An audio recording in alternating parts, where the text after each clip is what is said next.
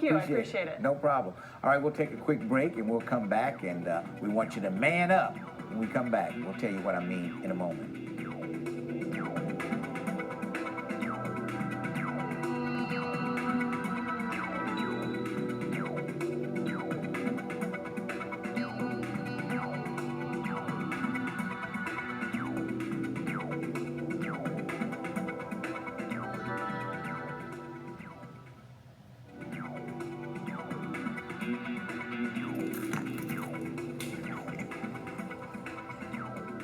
And we are back. Kurt Billups with Yep Fitness and Dr. Keith Melvin. Dr. Melvin, it's always good to see you. Always good to be seen. Yes. Now, Mercy Health got this big Man Up that's coming up, and Chris Carter, football legend Chris Carter, will be here. Yep. So this is the fourth annual Man Up event, and Yes. So what Man Up is essentially is a call to action for men of color primarily to take a more active role in their health and well-being. Yes. And we know it's hard to get men of color to the doctor, Yep. and it's got to be something cultural about that. Well, so that's hard why. to get. Well, and I think that's why we appreciate the involvement of Dr. Melvin and his community impact, because having those physicians there to speak to these guys and to get the information, and Dr. Melvin can kind of speak to the importance of that piece. Well, there's no doubt about it. And you know, Lincoln, I'd say maybe 20 years ago in 2000, no one discussed men's health. Right. It was not on the radar. It was not a topic that we discussed. And over these last 20 years, not only are we on the radar, but men are willing at Man Up for 3 previous years to come out on Friday evening at 5 o'clock.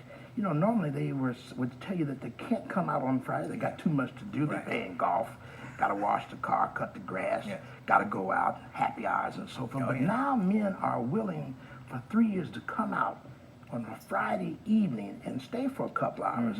Now, Chris Carter, and we've had other speakers, are there, but I would say to you that we may have 600, 700, 800 men registered who will come out and be screened. Yes. Now, they may not even be there by the time the speaker is speaking, but the important piece of that is that the men came out for themselves.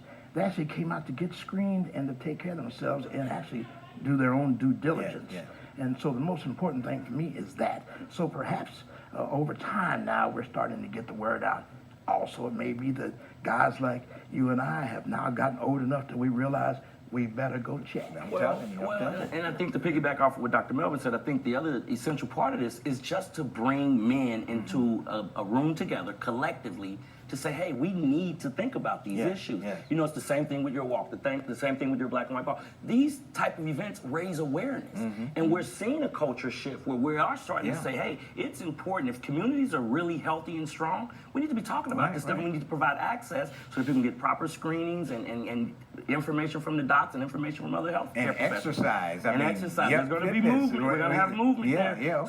So that's a perfect segue. So on the line, we'll have several types of health screening. We'll have body mass index testing, blood pressure, blood sugar, BMI testing, cholesterol, behavioral health screenings, and there will be movement. There will be light movement and stretching and activity. And so we're encouraging everybody to come out. And Chris, I know in the past you had people like Chris Carter. You've had people like Herschel Walker. Ken Griffey Sr., Herschel Walker, I mean, Herschel Walker, boy, to hear this guy speak and the story he tells, I couldn't believe it. I was actually very impressed with Herschel Walker's presentation, and it was about behavioral health.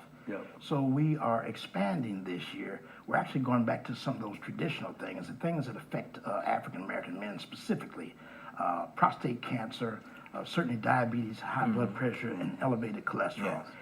What we call sometimes in our practice, we call that black man's disease, because high blood pressure, high blood cholesterol, and high blood sugar contribute to cerebral vascular disease, cardiovascular disease, and renal vascular disease. So kidney disease, strokes, heart attacks, dialysis, and so forth. These are the precursors to those diseases, and these are the diseases that are affecting the African-American community. So we must be proactive.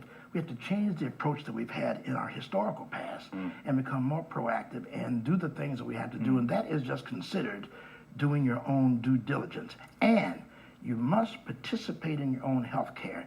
It's not my responsibility to take care of you. It's like I always tell folks, you have to make your own self happy. You can't charge me with making you happy. You have to help make your own self healthy. You can't charge a doctor with making you healthy. And you know, why is it that I know more and more people going on dialysis now? What's up with that? Well, people are living longer, and certainly in our community, it has always been that the dialysis unit is full of African Americans.